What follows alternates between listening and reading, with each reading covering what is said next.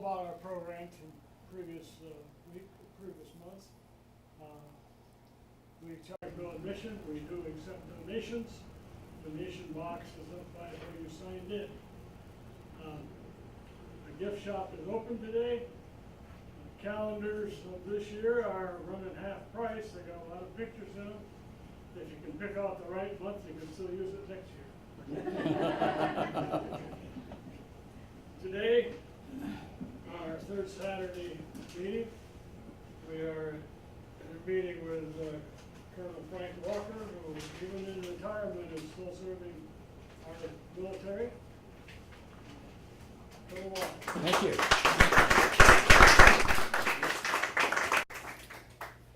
Well, good afternoon.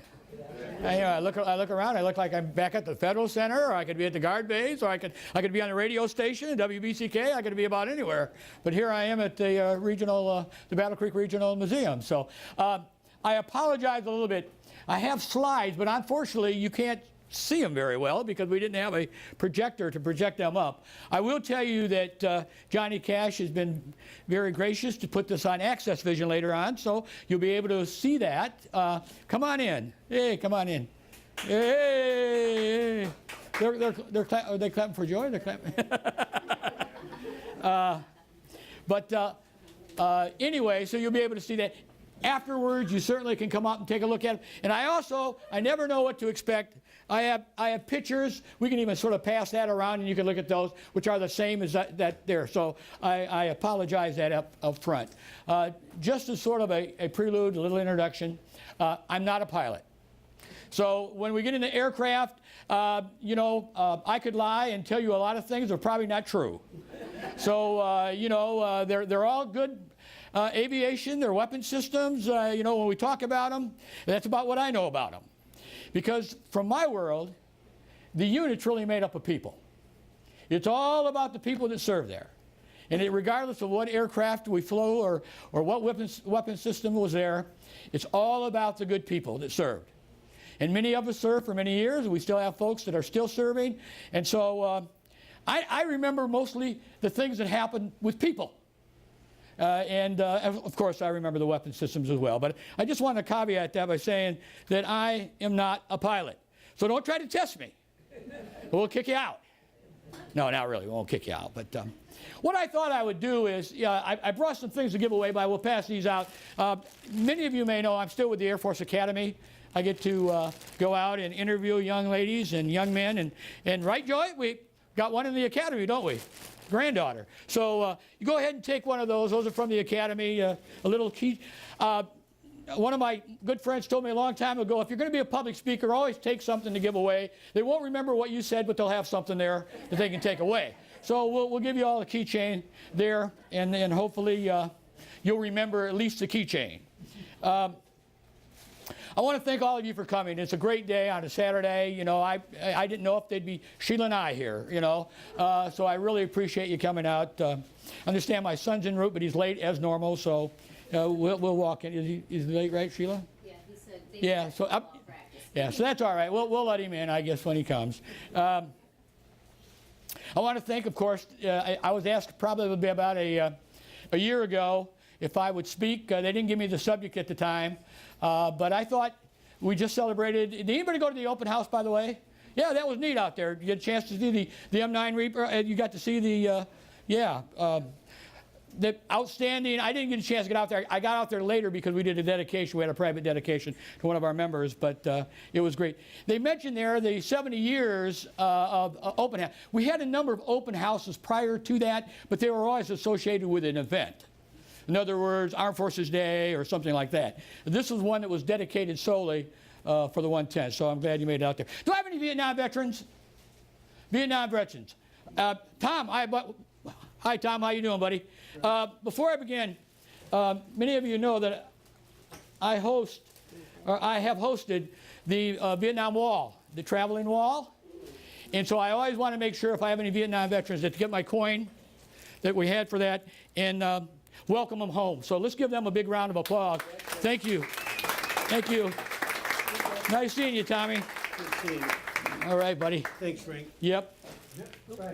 Whoop, oh, no, I'm not. I'm giving you. You sure? Freddie's my old boss. 4 years in the Navy. Yeah, wow, Navy. We won't hold that against Freddie. I take it that from a museum standpoint, we're here to get educated a little bit. Maybe, hopefully, you'll walk out knowing just something that you may not have known when you walked in about the 110th or the 172nd. So what I thought I would do is maybe even give a quiz later on, and you can remember, many of you will probably know the answers to all this. I got Colonel Teff. These are really hard to come by, but this is basically where I got all my information for today's presentation. It's the first 50 years and the next 20 years, and it's a beautiful set, and I've got a couple of them to give away today. And they only made like about 400 of them, so all the unit members don't even have one. So I mean, I really had to pull some strings. But I knew Teff when he was a captain, and I'm a retired colonel, so we worked it out. And then also, you know, these have been around the house. My wife's wanting me to get rid of stuff, so I brought some hats to give away and things like that. If you think you might need, as I go through some of these facts, if you think you might need a piece of paper to write them down, that's okay. But at the end, I'm going to give you a quiz. And just this is some of the things that we want to think about, all right? All of the aircraft that was flown out by the unit, Kellogg Field. All of the different aircraft. Now, you can cheat if you can see that, and they're all going to come up. Or when I pass this around, we'll start passing that around, Sheila. Might as well, because they can't see it up here. Unit commanders. Yeah, can you remember all the unit commanders we had? How about the unit designations? You know, this is a government organization, so every 5 minutes they changed, right? I mean, every time you thought you had a unit patch, right, Tom? We had to change it again, you know. So how many times can you remember the Walt Disney character that's on many of our sleeves that's very famous, that actually came back from the back before we even had a unit out at Battle Creek? The duck? Pardon? The duck? You don't supposed to give the answers out yet. I guess we all know it's Donald Duck now, don't we? That's okay, Tom. That's all right. Yeah, because it's right on the first one anyhow. We had 2 pedestals out there, right by the front gate. Remember those? You remember what aircraft they were? And I'll give you a little, the significance of those 2 pedestals. Okay? Do you know where the first 172nd unit recruits were sworn in at? You might be surprised. How about when we got our first female? And who it was? And where she was from? Anybody know that? Good. Then everybody's going to walk out knowing something today, right? How about between 1958 and 1970, citizens explained about a big black puff that used to emanate from the base out there. Used to always call up and complain about it. Thought there was a crash. Anybody know the significance of that other than Tom? Can you name any of the deployments or exercises that we participated in? Some of them very famous. How about, does anybody remember when we actually left Battle Creek and went to Selfridge Air National Guard Base? And why did we do that? You're not supposed to give the answers.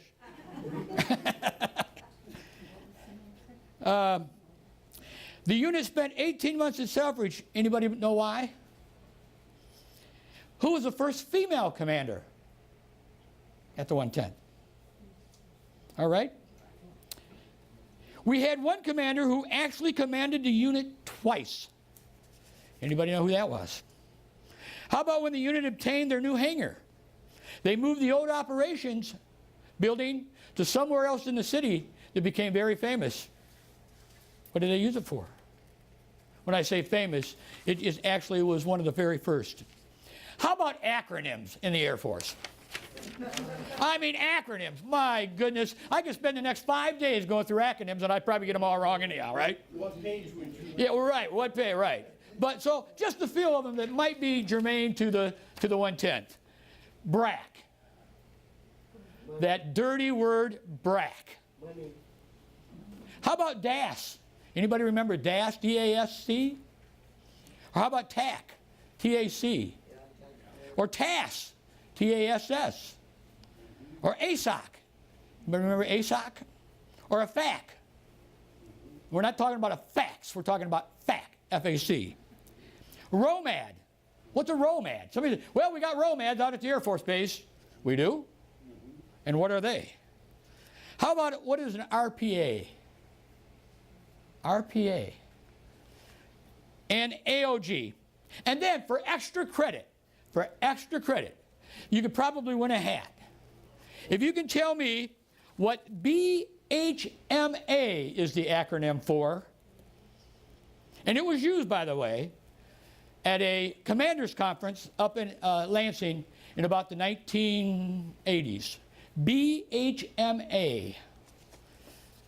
You know? You better not know, Tom. You better not know that one. Okay. And I didn't, it is an M, B-A? BHMA. My wife knows. She's not going to tell anybody. I know what B-A. Okay, what I thought I'd do, you know, 70 years, and by the way, I know it's hot in here and stuff, so I'm going to try to, I had this and I went through it with my wife here a couple of days ago, and it was about 2 hours and 50 minutes. But I said, oh, they love hearing me speak, no problem, 2 hours and 50 minutes. I'll cut it down to 2 hours and 25.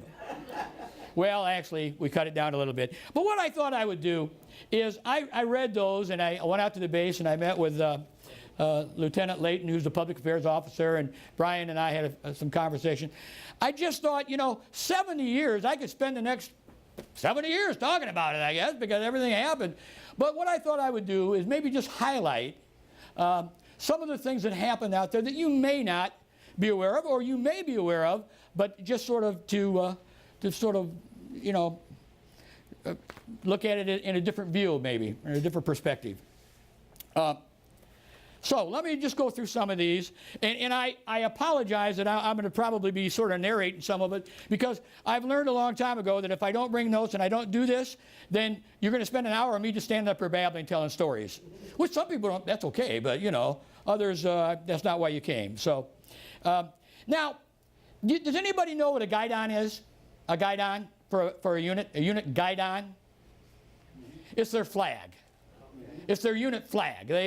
What they have when they do change of commands, and they pass it from, so the guidons. So, have them come on in, some neighbors there. So I thought maybe what I would do is start the narrative from the perspective of a guidon. So, I have witnessed many things in the past 70 years. I have changed unit designations, aircraft missions, and I have different bosses, served with many heroes of all walks of life, both activated by the president and governor, even left Battle Creek for a short time, and at one time almost left Battle Creek for good. Yes, I've seen tragedies, celebrated in awards, and have received both accolades, and some of my citizens and political leaders have even criticized some of the things we've done here in Battle Creek. But through it all, I still stand tall and wave proudly. I really got my start under a different unit prior to being relocated to Battle Creek, Michigan. In 1943, I was assigned to the infamous 375th Fighter Squadron in May of 1944. They assigned our unit the most famous aircraft flown in World War II, the P-51 Mustang. I really thought it was odd they used a duck. A duck. Walt Disney's Donald Duck is our unit insignia. We saw combat in the European theater of operation. We also, let me find, okay. We were also part of the 371st Fighter Group. We earned credit for air campaigns in Central Europe, the Rhineland, North France, and Normandy. On May of 1946, the National Guard Bureau redesignated the 375th Fighter Squadron as the 172nd Fighter Squadron and assigned it to the state of Michigan, Air National Guard. They named a new boss, Captain Ross Norwood. We had a name and a boss, and me, yet no planes or a place to meet. Alone, people. Until 21 December 1946, Colonel Frederick Anderson, State National Guard Air Corps Commander, swore in 44 airmen at the Percy Jones Hospital, now the Hart Dole Inouye Federal Center. In late August of 1947, the Michigan governor, Kim Ziegler, named Kellogg Field as the site of the new 172nd Grand Rapids. Also competed for that same squadron. Remember that? Grand Rapids wanted to have our unit. And welcome, my family just arrived, eh? And I tell you, a little late, but they show up. They're great. Captain Norway announced that we would drill on alternate Friday nights and Sundays back then. Now we're doing a whole weekend, right? But back then it was on Friday nights and alternate Sundays. In 1947, the United States Air Force became an independent branch of the armed forces. Remember that, General? Back then it was the Army Air before we became our own unit. Back when you were serving, way back there, right, General? I'm not. Can't remember. Sir? I can't either. The first P-51D Mustang arrived at Kellogg Field late December of 1947. The unit would wait until summer of 1948 before we had our entire fleet of Mustangs, for a total of 25. And a C-47 Skytrain. That was the plane that sort of moved our troops, because obviously you couldn't move all of our troops in the P-51s. By the way, they changed the P-51 to the F-51. Instead of pursuit, it was now fighter. So you might have heard it used as the F-51. The negotiations with the city officials here in Battle Creek for the contract of the airport did not go very smoothly. Citizens of Battle Creek, shame on you. No. The city wanted $18,000 a year to lease the property out there. They later accepted $15,000. The guard countered for $9,000 tops. That's all we could afford. The Battle Creek mayor, taking everything into consideration, said, we can't afford it. If it's not $15,000, we pay $100,000 to service and keep the field in top shape, then you can go elsewhere. They told us to go. Anyone a citizen back then? I'm just joking. Finally, 8 months after negotiating, the Guard and the city approved a 5-year contract.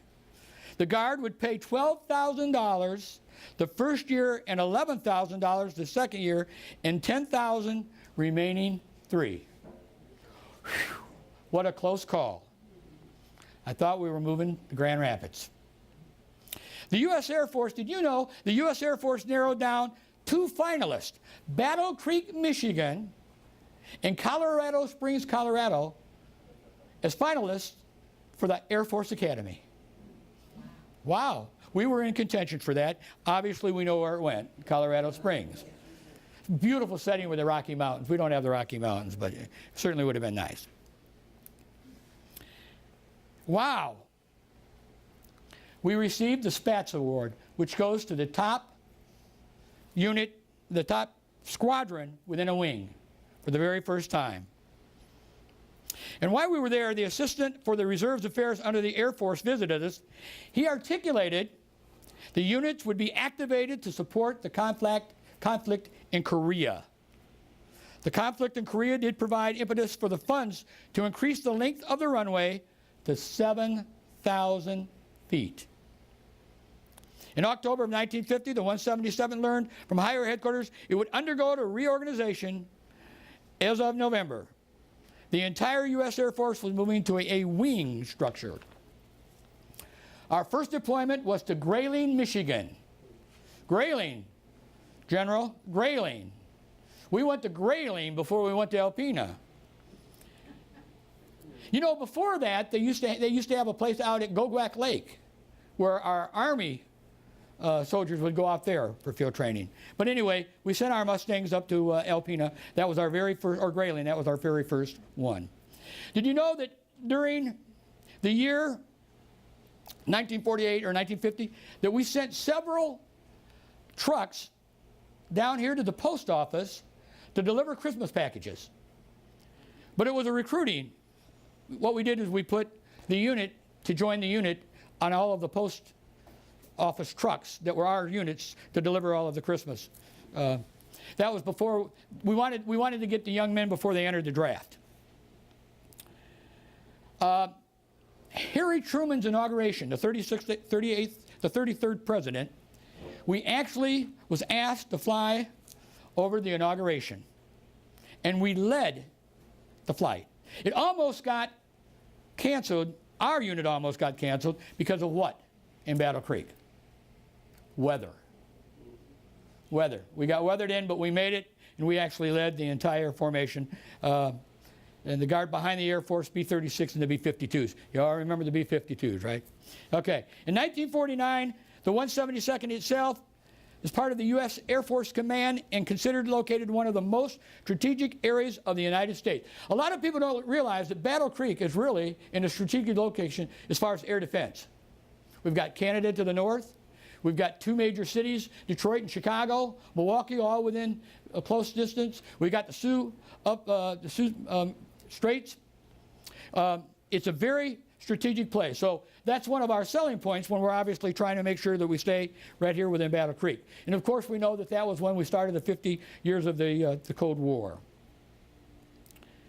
We also had back then we had a aerial team that flew the P-51s, and it was called the Aero Guards, A-E-R-O Guards. We kept asking our mayor to increase that runway to what? From 5,000 to 7,000. And that was because we wanted to get jets. I mean, the longer the runway, it's all has to do with the safety of. Major Norwood then announced effective 1 February 1951, the unit would activate and stay in place in Battle Creek. This is during the Korea conflict now. We would change from the 172nd Fighter Squadron to the 172nd Fighter Interceptor Squadron. Some of the members of the 172nd did not wait for federal activation. In other words, they volunteered. They volunteered and went to Korea on their own. They didn't wait for the unit to be activated. During that time period, 1951, the operations out at the Kellogg Field really increased. That's because planes were flying in and out, transporting injured military members from Korea War for the Percy Jones Hospital. Because remember, that was one of the key hospitals back in the war. So we found a lot of flights going in and out of Kellogg Field. On February until the end of April, the 172nd carried out active duty service from its home station right here in Battle Creek. On 11 April, one of our pilots, Lieutenant Walter Goff, received minor injuries as he crash landed on the Kellogg Field. He managed to escape with a broken nose and a few minor cuts. That same day, the 172nd received word we would move at current strength from Kellogg Field to Selfridge Air National Guard Base, Michigan, Mount Clemens, at the earliest possible time. On Tuesday, the 172nd roared across the field in farewell salute to Battle Creek. By October of 1951, we just had a few security forces left. Mount Clemens and Selfridge Air National Guard Base became our home for the next 18 months. Approximately 37 pilots and 60 enlisted personnel from our unit went overseas on active duty. Most went to Korea. There it's estimated they flew approximately 100 missions. In April of 1952, the Air Force designated the 172nd Air Base Squadron. That was sort of the contingency left back. And they had started work while we were in Selfridge, extending the runway to 7,000 feet. In November of 1952, the city dedicated the runway and held a welcome home celebration. And if I'm not mistaken, it was at the Hart Hotel. Remember the Hart Hotel? They had an evening out down there. On 14 November, an AT-33 jet trainer from Selfridge was the first jet aircraft to land on the new runway, the new 7th runway. February of 1953, Lieutenant Colonel Norwood turned over command to our new boss, Major Robert W. Flagg. The spring of 1953, we are surprised yet thankful, as previously listed and lost in action, or KIA, Lieutenant Dennis Haley, who was shot down during the Korea conflict, was released as our first unit's POW. A lot of folks don't realize that we actually had a POW from the 110th. During 1954, the 172nd transitioned from the propeller F-51 Mustang to the F-86 Sabre. Anybody remember the Sabre? Yes. During our transaction in March 1950, Lieutenant Robert D. Smith was flying the F-51 on a routine flight to Charlotte, but he never reported in. After an extensive search and rescue, his wreckage was found on Berchtesgaden Mountains. He was only in our unit for 6 short months, but had logged many hours in the F-51 as a fighter instructor. In 1954, July, we experienced yet another loss, pilot loss. Captain George O. George, our squadron's operation officer, went down with his F-86 Sabre near Albuquerque, New Mexico. Captain George was a distinguished pilot who logged in 129 combat hours in the F-86 Sabre. Later, our unit would mount an aircraft in the front gate in honor of our unit's pilot and those who lost lives in service with our unit. That was that first pedestal we talked about earlier. In late August of 1954, Lieutenant Colonel said that our unit would perform active duty on a part-time basis. What does that mean? It means when the Air Force needs somebody, they'll call them up. So, the 172nd Fighter Squadron, Bomber Squadron, contributed 2 fighters, 5 pilots, and 10 mechanics to serve 90 days active duty. In December, the Michigan Air Guard named Airman Second Class Thomas Wensauer. Name sound familiar? Yeah. As Michigan's outstanding Air Guardsman for 1954. The first ever in the Michigan Air Guard. And I know if Brian was here, he'd let us know that. He'd let us know. I think that was an uncle, or I know it was a relative. In 1955, the unit started with a bang, literally. Major Lewis brought his Sabre toward the base for a routine landing. He inadvertently hit the salvo switch for the auxiliary fuel tanks instead of the handle for the wing flaps. The tanks came crashing down over Upton Avenue. Thank God they had no fuel in them. And the Upton Avenue had no traffic at the time. Can you imagine that? Just be riding home from work and boom. One tank crashed through a residence at 395 Upton, broke a second-story window, and landed in the driveway. It took out the power pole, shook the house, and a mother and daughter who was in the kitchen. They're not here today, are they? Okay, I just want to make sure. The other tank landed in the front yard at 390 Upton. The commander said that we'd have some training to take care of that. And I'm sure the pilot got to figure out where the salvo switch was at. What year was that? That was in December of 1954. I was 4 years old, if you're counting. I wasn't a part of the unit. I wanted to be. The 16th April 1955, Lieutenant Colonel relinquished command to an acting commander at the time, Captain Chester Douglas, because Colonel Flagg went on some training. And he announced the arrival of the F-89 Scorpions. Remember the F-89 Scorpions? Yeah, a few of us do. I don't. By May, we had 7 planes. The unit became the 172nd Fighter Intercept Squadron. Well, it wasn't long after we received the Scorpions, the National Guard Bureau grounded them. They ordered modifications to the engines. We couldn't fly them. We had them, but we couldn't fly them. The Navy and the Air Force was concerned about a threat of hurricanes on the East Coast back in 1955.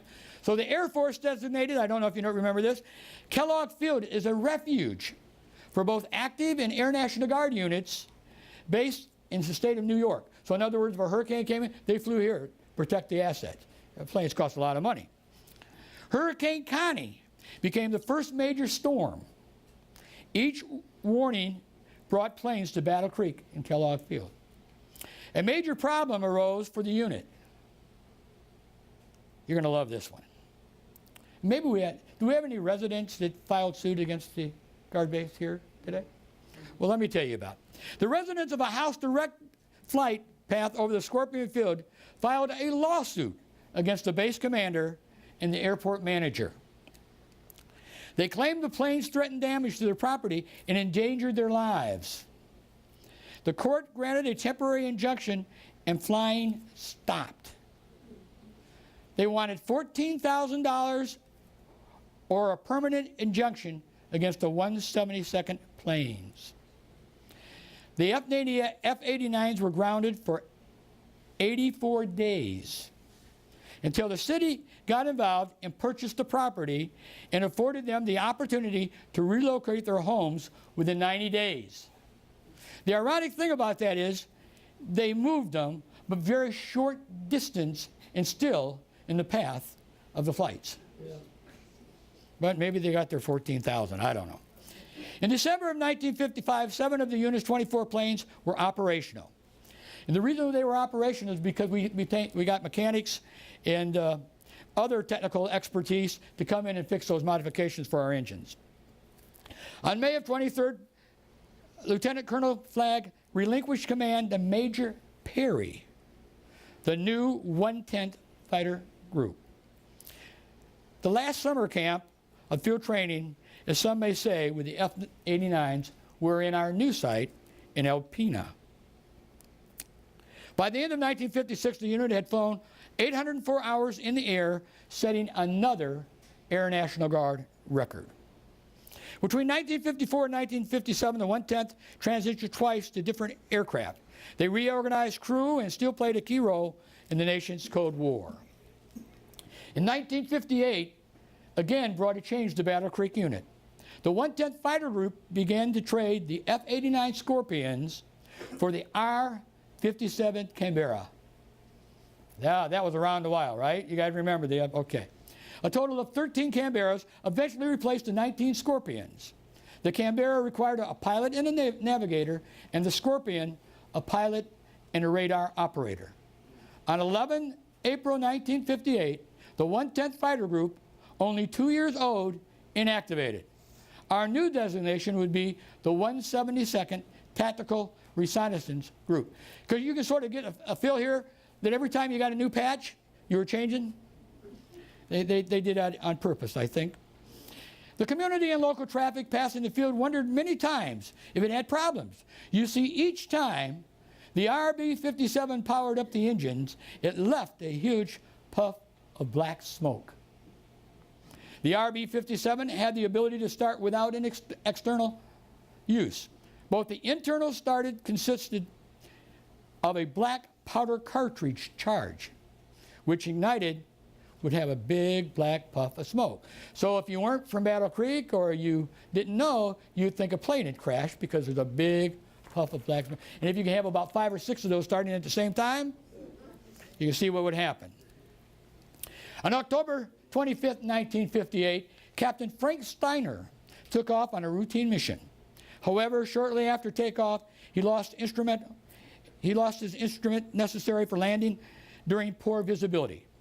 He attempted to land at Kellogg Field, but when he came out of the clouds, he was too low and needed to pull up. Once he increased power, the force popped out numerous rivets and tore away both auxiliary fuel tanks, which came down near Morgan and Walbascon Road. Bam! They had fuel in them. Fortunately, they did not ignite. Captain Steiner landed safely at Bunker Hill Air Force Base in Peoria, Indiana. In December, Captain Buckout and Lieutenant Hansen, his navigator, experienced engine failure in both engines of the RB-57 and bailed out near Maxwell Air Force Base. No one on the ground experienced injuries, and only power lines were taken out. Of course, we lost the planes. The plane just missed 2 farmhouses. So you can see, even with some of the tragedies we were having, we were very lucky that civilian forces were not injured. In 1959, final approval came for the construction of our new hangar. We got 2 hangars out at the base if you visited out there. The new hangar would be there 3 stories and have an annex.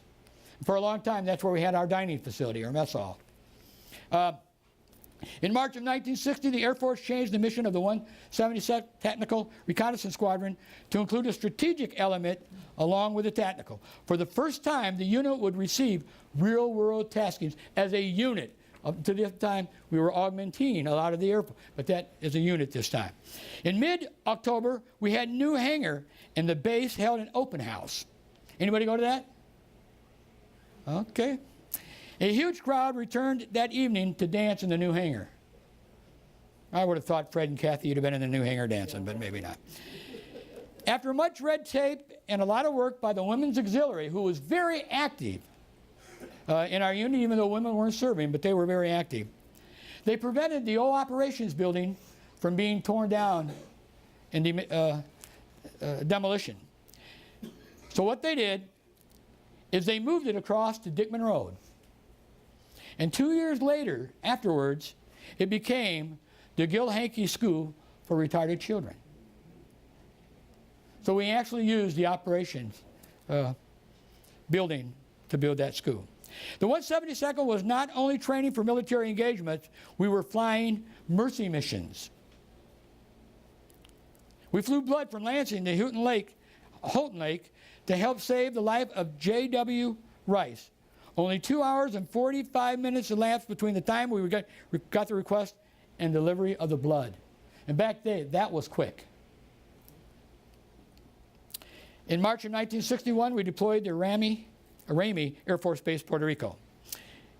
Anybody ever hear of Hurricane Esther? Yes. Well, again, the Navy spent 41 fighters and 241 personnel to Battle Creek to house down for a few days, for 4 days, I think it was, to make sure that their aircraft were protected.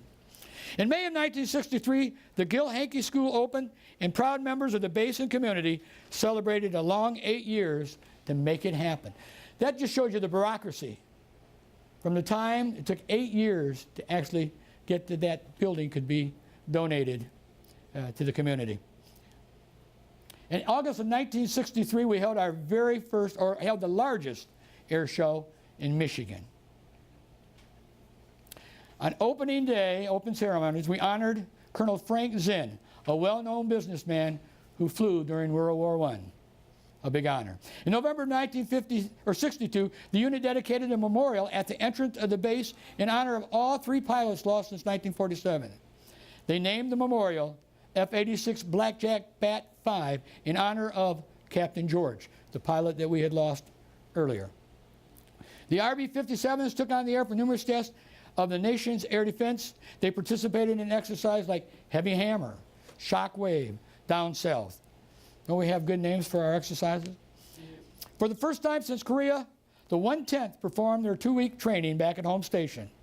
Pilots enjoyed not having to compete for airspace with the unit or commercial. Don't get me started on that.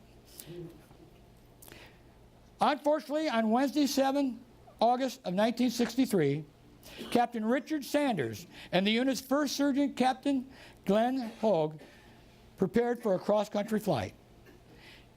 As the plane cleared the end of the runway, it suddenly veered to the right and plunged to the ground in the woods southeast of the field. Both Sanders and Hogue perished instantly.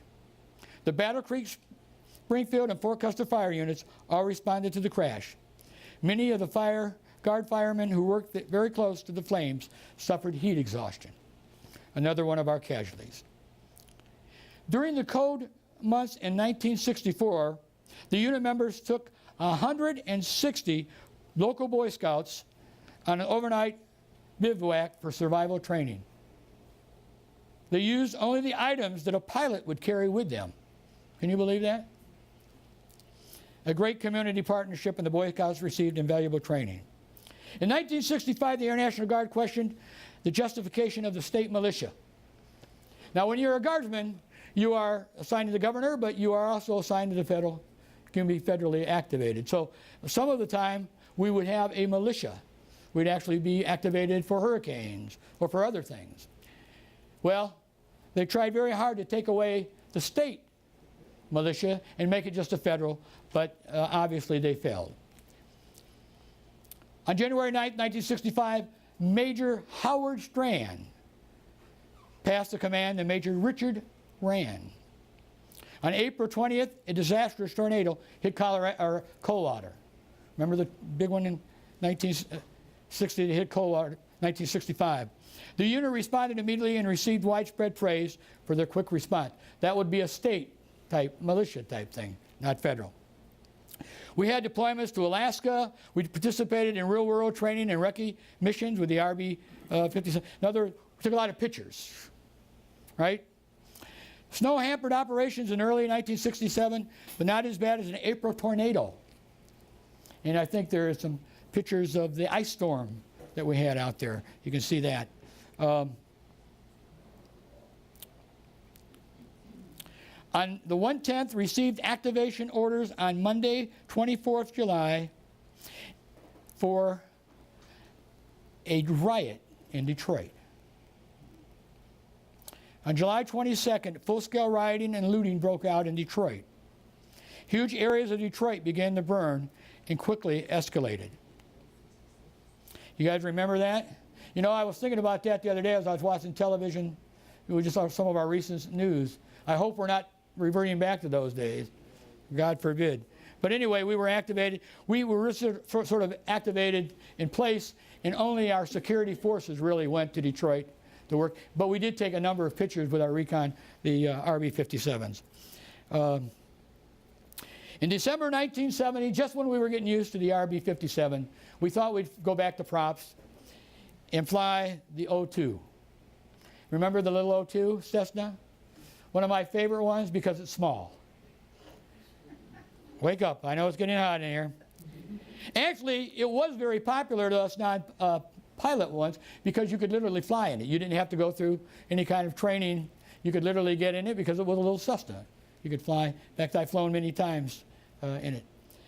If you back then, we had the Vietnam era sentiment was not very supportive of the military. So we're now going in that where weren't always proud to wear the uniform back in the 1970s. That's why I always get an opportunity to coin my Vietnam era veterans.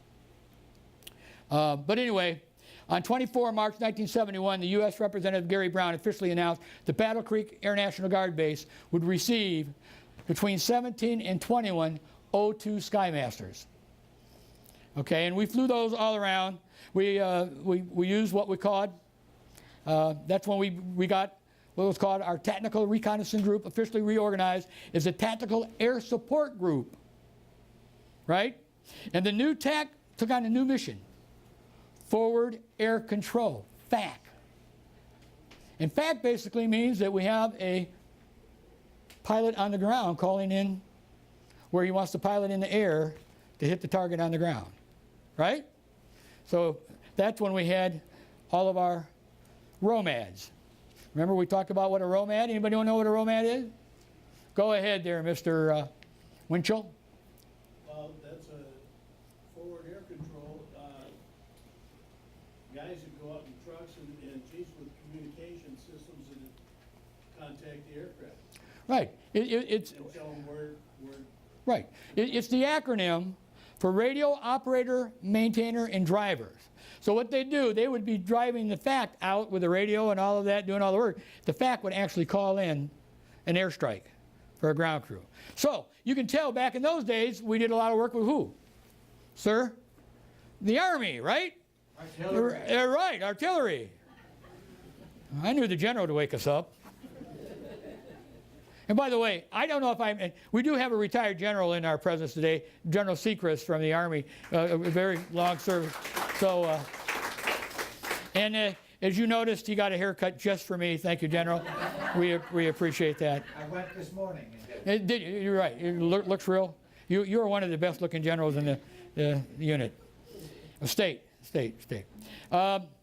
In April, the unit was awarded the first Outstanding Unit Award.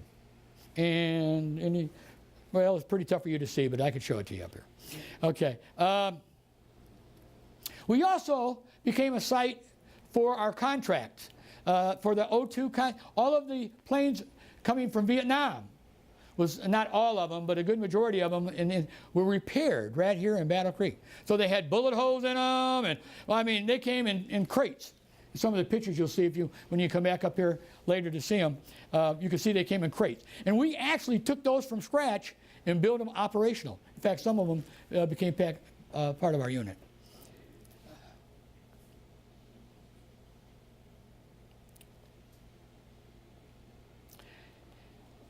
On August, this is very significant for our young ladies in the audience. On Thursday, 14 December 1972, Colonel Rand swore in our very first female recruit, 18-year-old Margaret Ann Peggy Miller from Athens, Michigan. Yeah. And an administrator. And boy, did it go uphill from there. I mean, finally we had our very first female. But you know, as I was going through this reading and preparing for this, I think 1972. That wasn't that far back, really. I mean, well, but I mean, I would have thought we'd have had females long before. When I got there was a lot of females. I'm just saying. I'm just saying.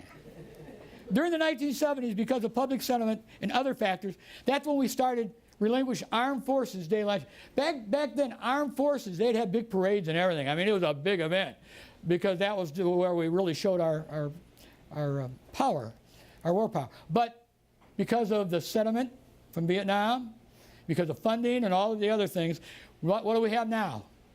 We have a luncheon. We have a luncheon. It's really narrowed right down to hardly anything. Back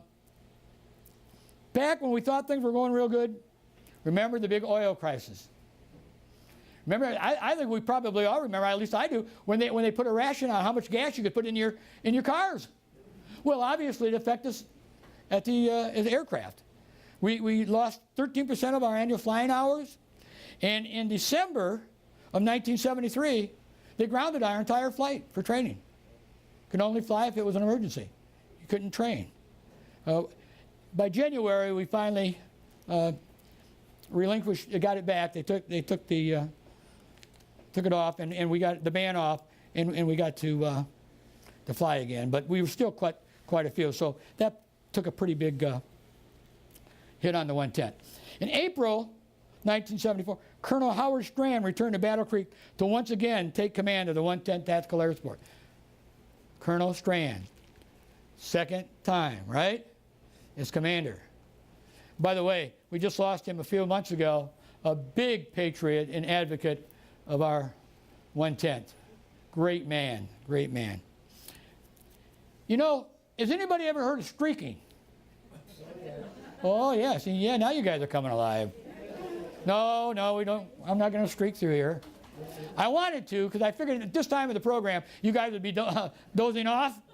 And Sheila said, well, maybe if you streak. No, yeah.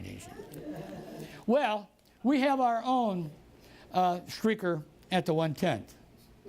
Let me tell you about him. Tom Winch. No, it wasn't you, Tom. I'm sorry. Streaking or running nude in a public place was one of the pastimes in 1970. Speed was an essential attribute of a successful streaker. Now, if you're going to streak, you better run. All right? So, on one of our basic trainees, Bill Mayo. Anybody know Bill? This is going to be on AccessVision. Bill, if you're watching, we apologize. Well, anyway, he took a dare before he left for basic training at Lackland on Friday, 12 April, clad only in a T-shirt and tennis shoes. He streaked through the state police post in Battle Creek. Now, if you're going to pick someplace to streak, why would you go through a state police post? Only in our unit would that happen. Unfortunately, the police caught him before he exited the building. And I say, unfortunately, we didn't want him caught. Well, they let him go, and he made his flight. Now, the significance of this, as I'm reading through this, all of the great things that we've done in the 110th, we're building all these 70 years, they highlight that we had a streaker. I'm thinking, man, we must have been one boring unit back then. But anyway, tragedy marred the end of the year when the Navy T-39 Saberliner carrying 5 passengers went down at Kellogg Field. They were flying from Pensacola. Just as it cleared the runway, it banked and came down the woods just north of Columbia Avenue. All 5 passengers perished, and the base firefighters helped put out the fire and recover the victims. The reason I bring some of this up is because unfortunately, you know, in the military, things happen. And it is dangerous. So it's important that we understand that the men and women, when they get in that plane, could be their last flight. We hope not, but it could be.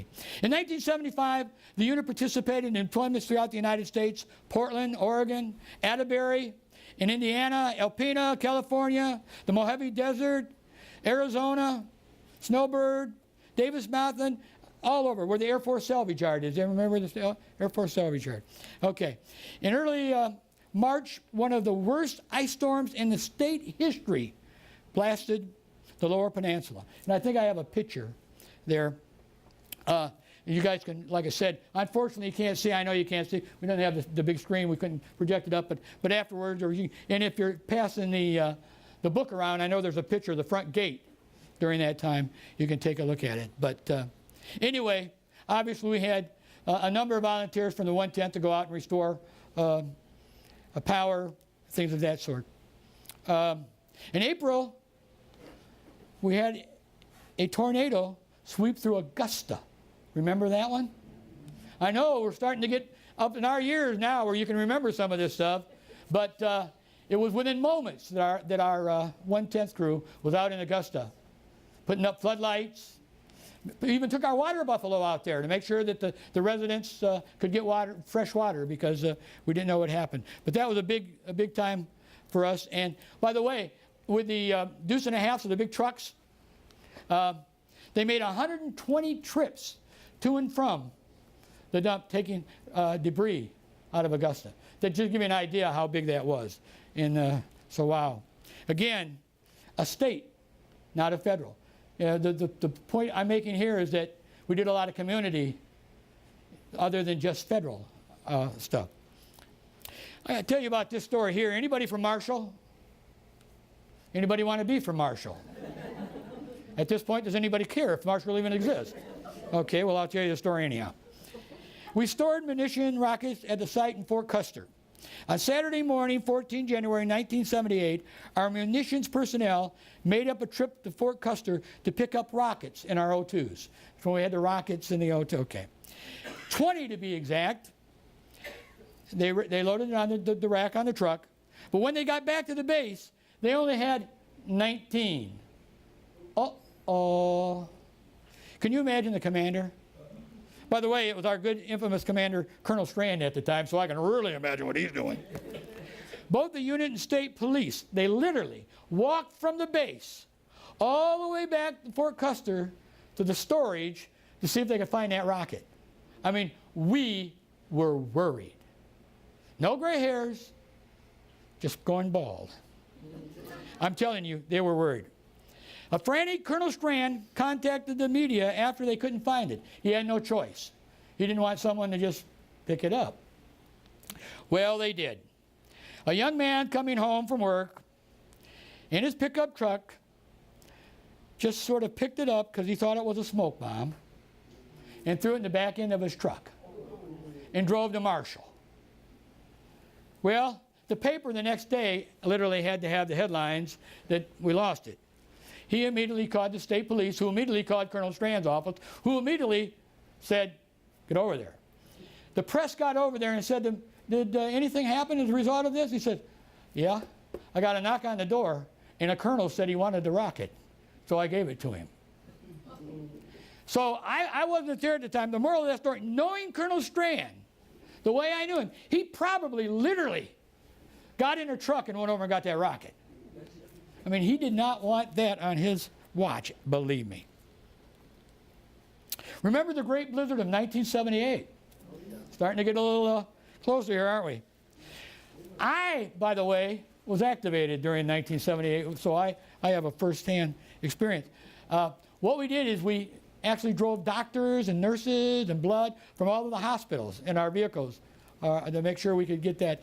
And I literally was driving vehicles through the snow, big time. Another example of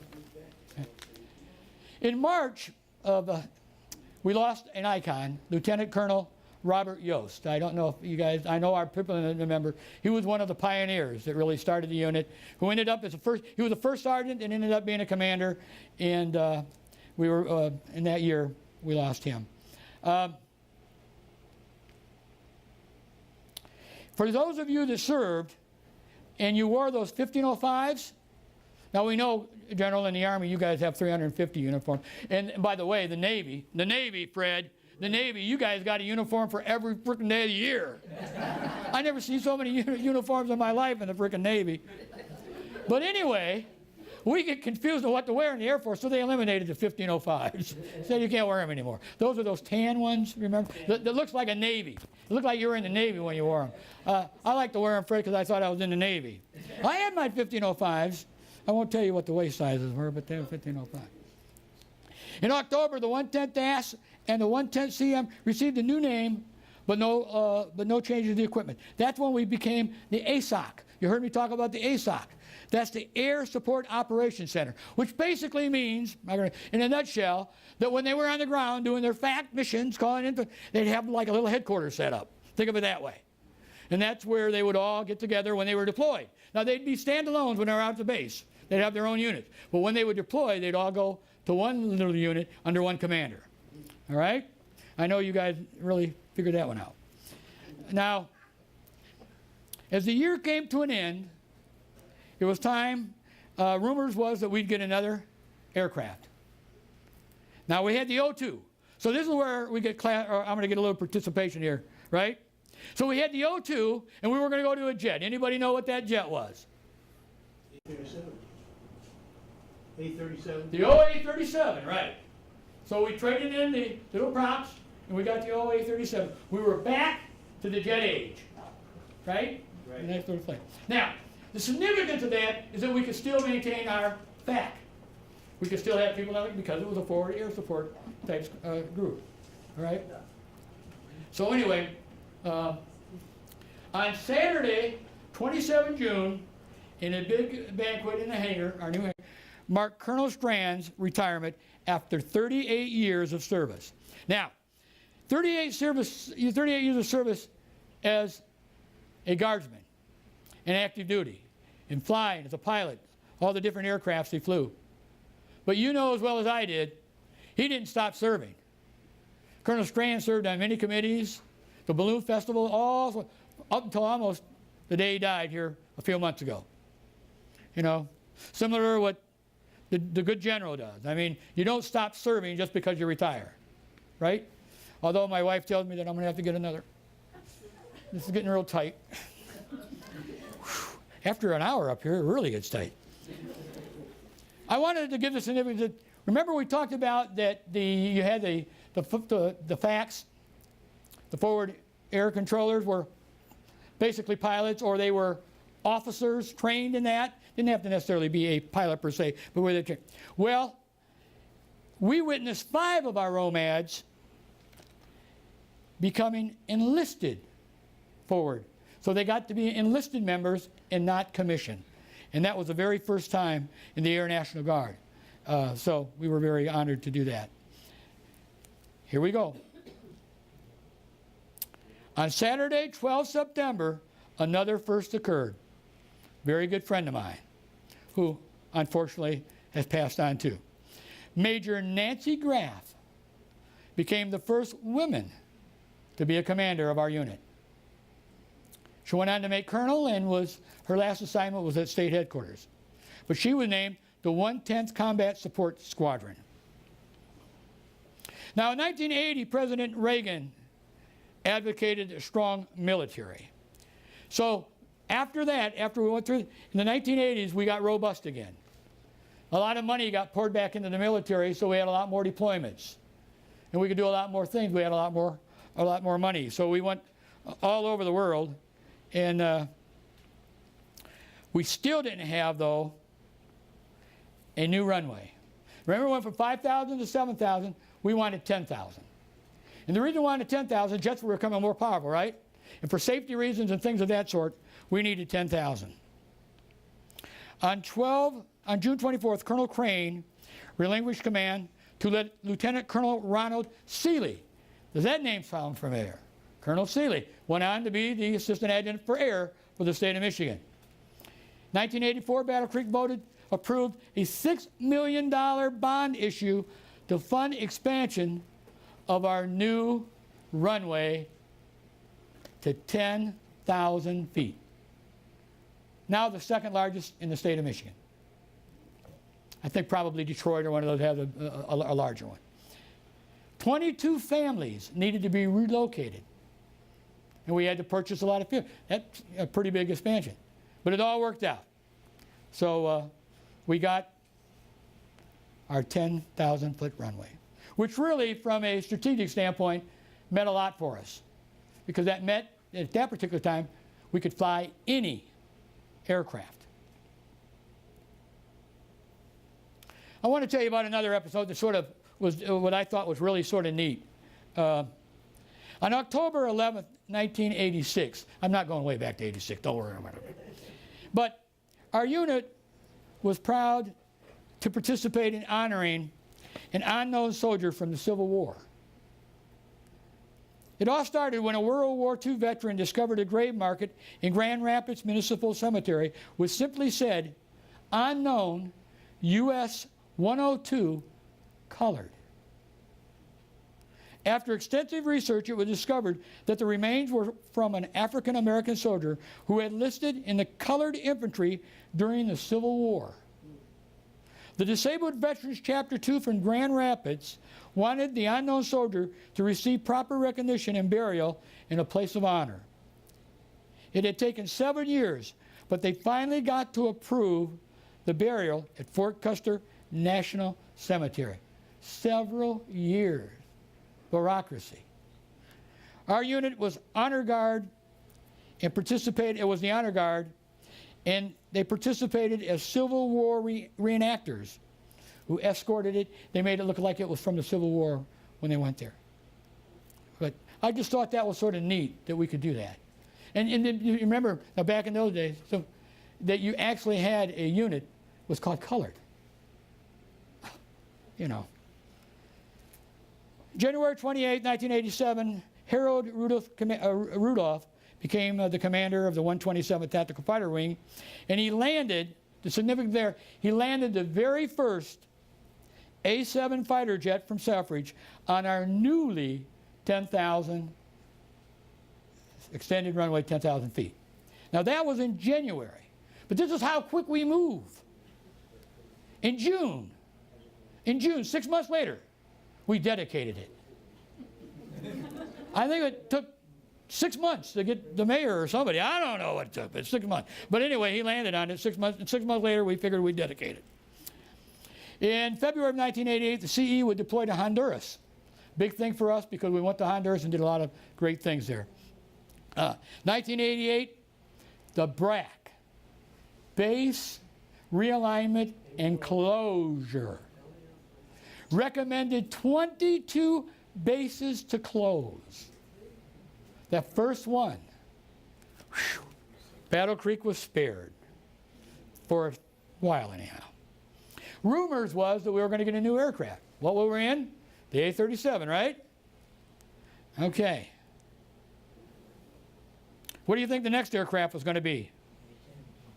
That famous Warhog, right? The A-10.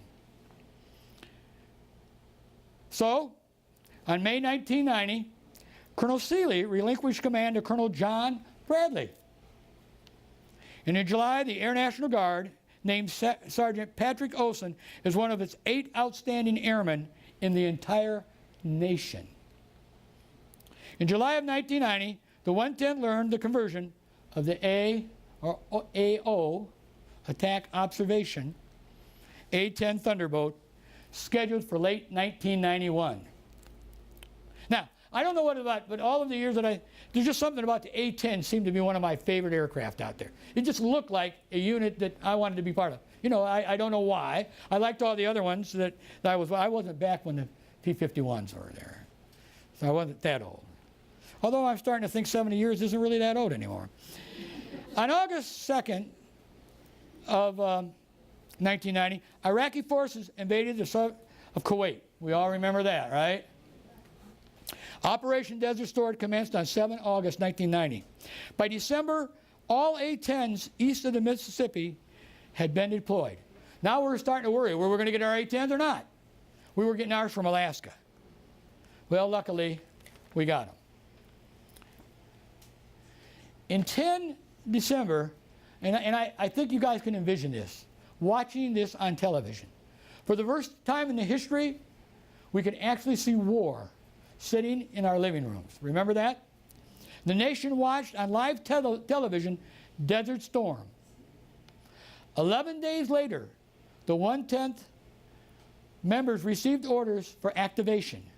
Many personnel were deployed to backfill all over the United States.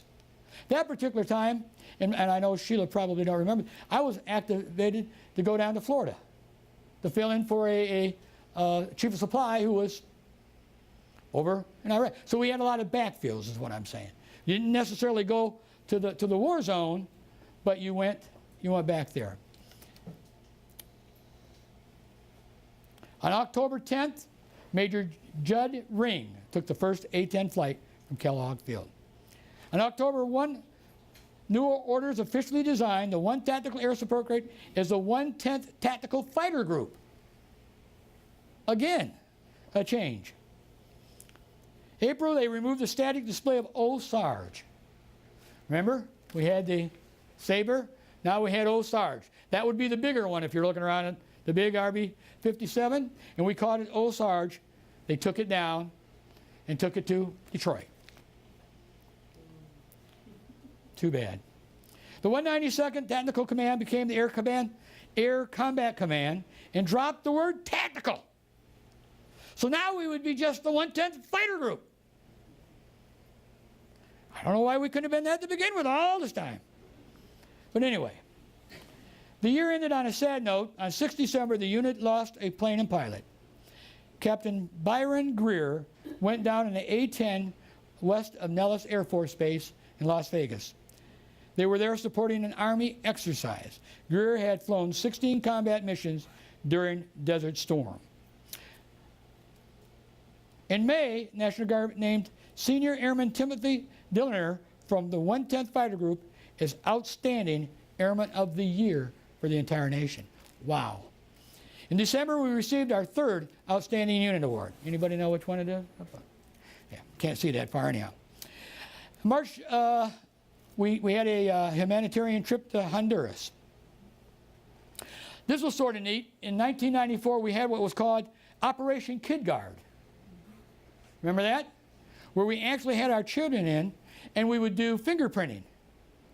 And not only would we have the fingerprints, we'd send them out to the local police agencies so that if a kid got lost, they would have their fingerprints on file, and we could help find them. I thought that was sort of neat. I went in and got my fingerprint anyhow. So. And during the remainder of the night, the 110th Fighter Groups prepared and executed 2 of the most significant deployments to date. On 26 April, 6 Thunderbolts and 60 members deployed to Thailand. They participated in an exercise entitled Cobra Gold, in a fighter role and close air support role. They logged in 11,000 miles. In March of 1995, Colonel Bradley announced his retirement, and our new commander would be Lieutenant Colonel Ronald Moore. We're almost having commanders as much as we are unit designation, although commanders stayed a little longer, and they were human, so we got to actually see them. On May of 1995, the unit experienced its second mishap in an A-10 when Major Clarence Marsh III went down in his Thunderbird just outside of El Paso, Texas. He was there supporting an Army Air Force exercise. He was coming down over the troops and ground. Speculation is that if he would have ejected, the plane would have hit the crowd on the ground. So he stayed with it. And obviously, he perished. But the Army was so thankful for what he did, because they actually witnessed this, that they took up a great big collection and sent it to his widow. Another one of our heroes from the 110th. In October of 1995, the fighter wing achieved wing status for the first time in history. We had been a group, now we were a wing. That happened in 1995. We also had in 1996, our security police squadron hosted Safe and Sober, where they went out into the local schools and they had this device where they could literally show how you would be impaired if you drank so many beverages. And they would literally do that to show folks that the children that how you couldn't drive if you had 3 beers or whatever. They would do that. My next door neighbor down asked me before, what kind of beer do I drink? I said, root. That's about as close as I'm going to get. But anyway, in December of that year, the 110th also hosted, many other times too, but they hosted what they call Santa Guard. And they literally have underprivileged children come in, and they would provide gifts for them. And then they would have a meal, a food basket that they would give to the parents to take home. Again, this is the human side of the 110th versus flying an airplane, right? It's back to people, as I said earlier when I started. That was the first 50 years of the Air National Guard. Now, in 45 minutes an hour almost, I've talked about 50 years of the Air National Guard. Obviously, I've touched very small on all of the things they did, all the deployments, all the people they touched, all their lives. In 1997, Ronald Moore announced his retirement, and Lieutenant Colonel Heaton became the new commander of the 110 Fighter Wing. And he ended up being an adjutant general up in the assistant for air up in Lansing. We must train him real well and send him up to Lansing.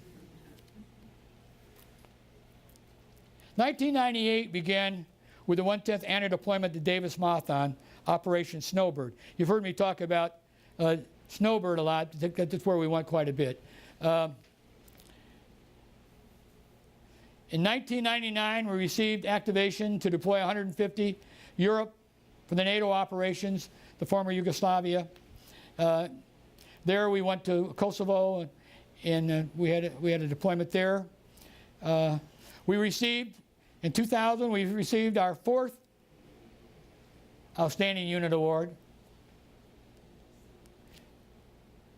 In July of August 2000, we had folks deployed to Kuwait, France, Saudi Arabia, and Turkey.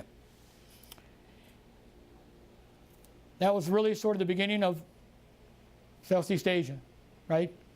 All the wars for that. 128-degree temperatures, 30 hours getting to in certain locations, 10 hours of sort of flying to and from, just flying to and from. 314 personnel were activated to remote locations in Kuwait, Turkey, Iraq, and later Afghanistan. In March 2001, Colonel Seidel became our wing commander. We all know Roger, right? He's my neighbor down in Florida now. I won't hold that against him. With 1 hour, how many remember September 11th? Within 1 hour, we had activated and had proper force protection around our base and had established a strip alert, which basically means there's a strip out there that says if some an unidentified flying object is there, you go up and find out what it is. So we were on call. Our A-10s were ready to go if we needed, and our people were there too.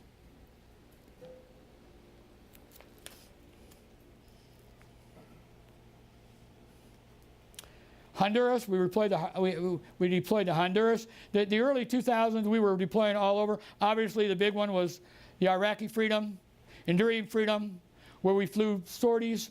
We flew over 700 sorties, logged in 2,000 combat hours, and destroyed 1,100 targets while we were in Desert Storm and Iraqi Freedom. Many of our personnel received Bronze Star and Distinguished Flying Cross.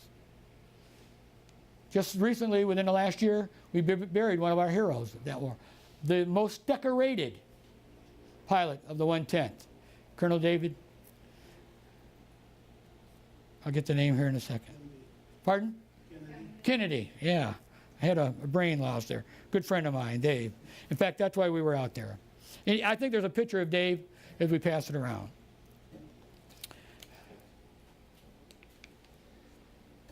We also participated when Hurricane Katrina came.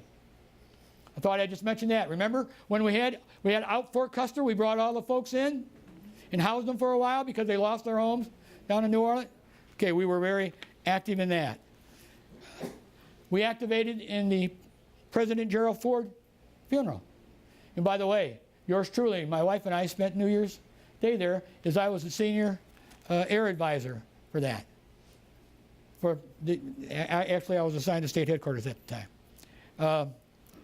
Now, getting it up to, I'm almost through here. I know it's getting hot in here. But a few other things that I wanted to mention. That was that Colonel David Kennedy suffered a major heart attack and never recovered when he was deployed on a deployment at Davis-Monthan, and a Snowbird. And so that's why it was just, we watched him deteriorate over the years. He was one of our heroes. For a short time after the A-10, we had the C-21, the VIP plane. Remember the nice little, you see a picture of that where we got to fly all of our VIPs all over the state and some of that stuff. That was our short-lived airlift. Remember when we were the 110th Airlift? We had to change that again. Remember Ron Wilson? Now the assistant adjutant general? He became our commander. He relinquished it from Roger, or Roger Seidel relinquished from that.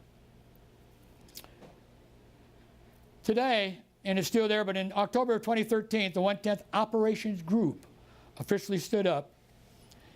And we also stood up. We thought we were going to get the 27th Spartan, which never came to fruition, but we got the MQ-9 Reaper. Anybody seen that? Anybody flown it? I hope not, because you can't fly in it. I just thought that would be a test. And then in 2012, our 110th welcomed a new commander, Colonel Brian Teth, and Brian's out there now doing a great job. And by the way, a number of the unit members were going to come today, because they sort of provided some of the facts for me to do this, but you haven't, it's what? It's their UTA training day. They're having training, so they couldn't come. Likely story. They wouldn't have been, they'd be out golfing. The RPA is what we call the remote piloted aircraft. We talked about that. Basically, you sit in a cockpit, or almost like a cockpit of an airplane. Ran out here. The ones that went to the 70th, you got to see it, a simulation of it, and you fly it. And it can be over Iraq or Afghanistan or whatever. By the way, we've had some folks from the community calling in saying they've seen them fly by their house. What are you doing out there? I just seen one go by. I'm thinking, well, maybe you should be calling for an unidentified flying object. But anyway, I'm not going to do any more of that. It's getting hot in here, and I could have, like Sheila said, I could have went on and on and on. But most everything that I've talked about is in these two great books. It talks about the entire heritage. I just want to end on a few comments, and then I'll open up for Q&A. And if you want to come up and get this, and maybe we'll give out a couple of these here, and some hats, and coins. You know, in my 40 years of serving, and primarily most of it in the Air National Guard, I did see action in Kuwait and Afghanistan and Iraq and a few other places. Nothing Nothing remotely compared to what these heroes went through, believe me. But out of all of it, like I said before, I met some outstanding people. People make up our unit.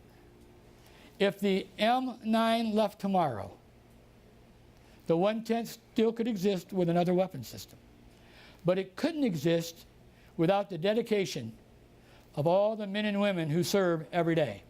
Now, I made a point to talk about a few of the casualties, only to let you know that even though we think of on a day-to-day basis everything's going to be fine, things happen. People lose lives. And we need a military to secure and to help. So, and you hear me say this every time I give a talk, whether it's at a school or a church, or it's at the veterans, or 9/11, or whatever, you always hear me say. You know, when you see that old World War II vet or Vietnam era vet standing alongside on a parade route, just stick out your hand.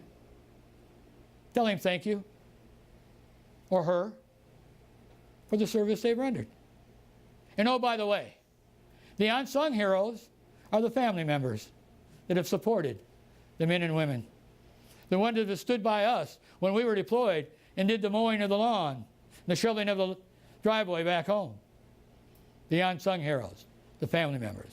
And of course, those that may have never served but support us and are there every time we have a welcoming home. Maybe they didn't qualify medically or whatever, but they're there. They're still just as much a part of us. We realize that. In our community, we couldn't wear this uniform. We couldn't be a part without a great community.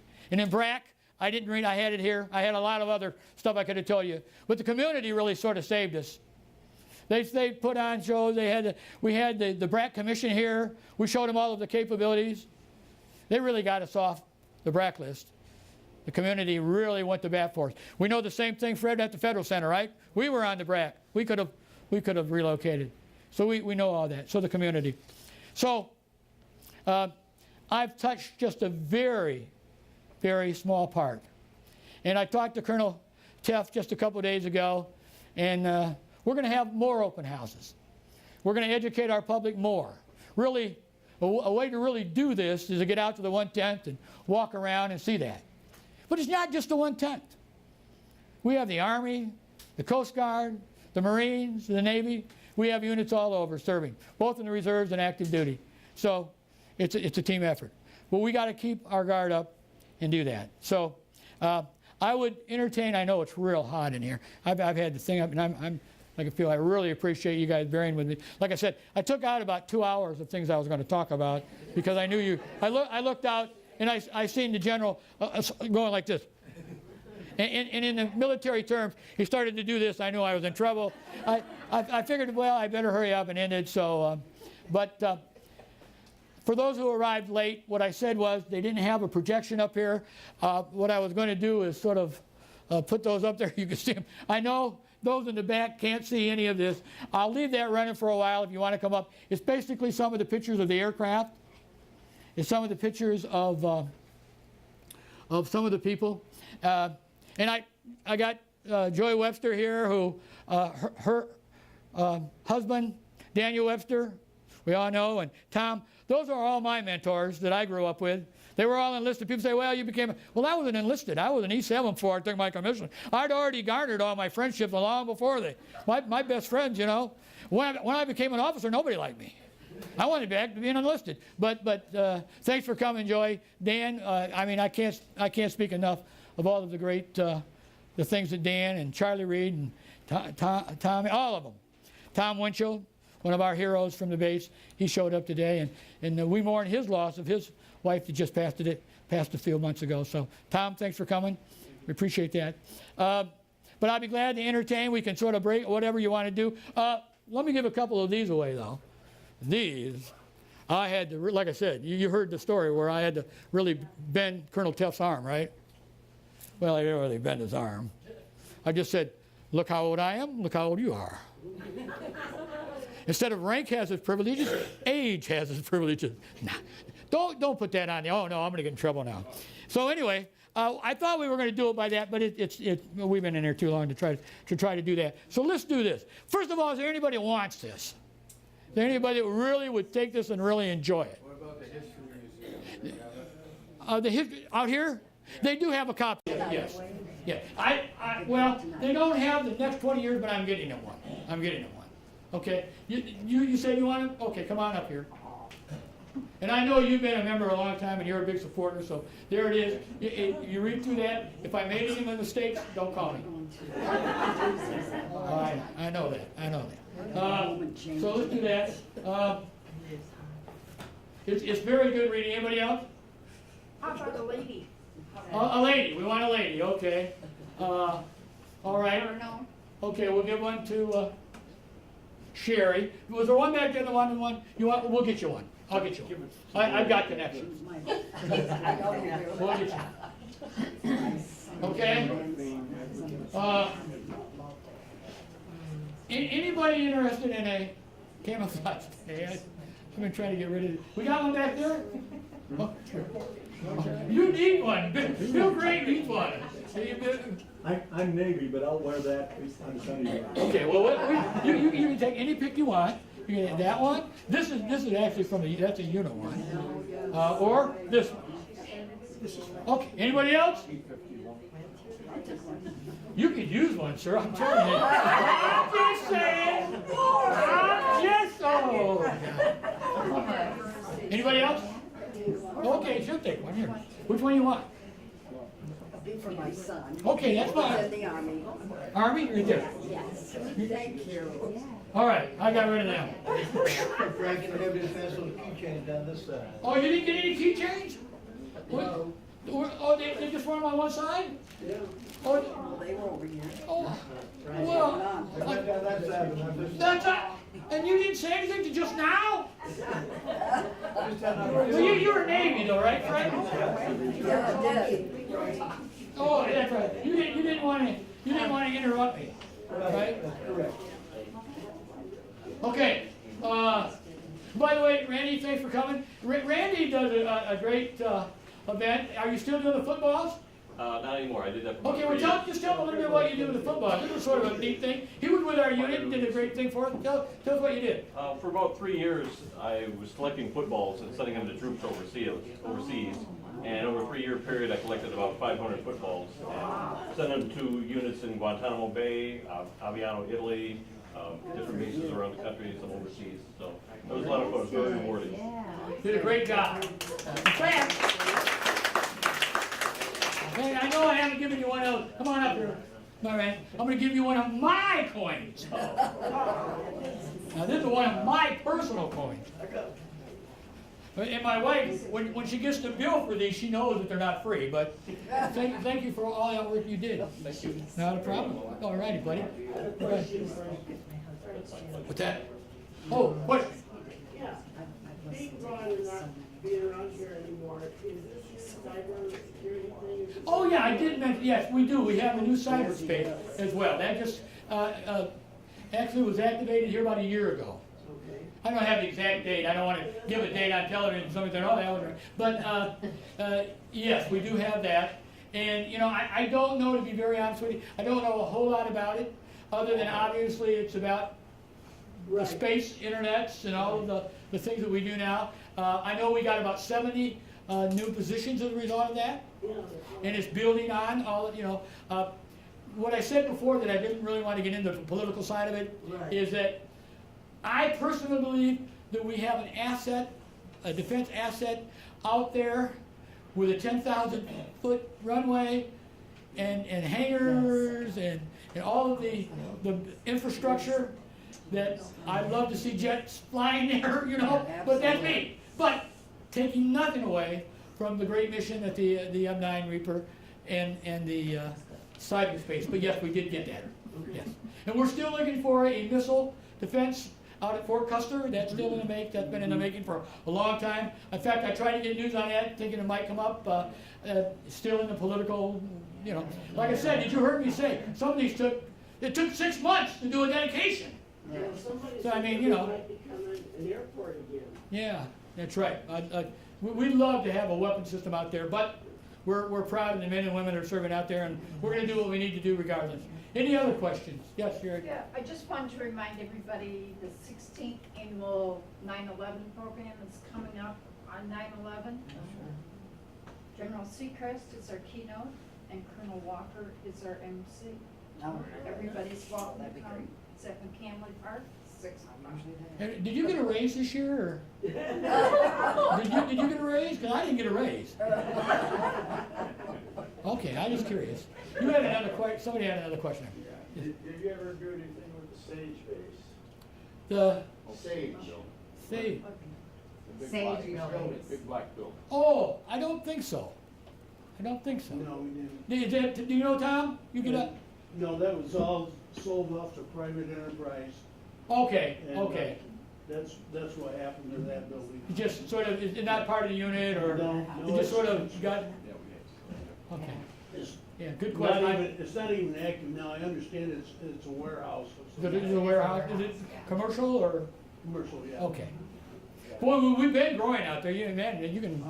They got that new. The community's doing all that new restructuring over across Skyline Drive and out in there. Any other questions? Okay, if not, you're welcome to come up here if you want to see the pictures or Pat. I don't know if the book get around. If not, thanks all for coming. It's been hot in here. God bless all of you, and God bless the United States of America. Thank you.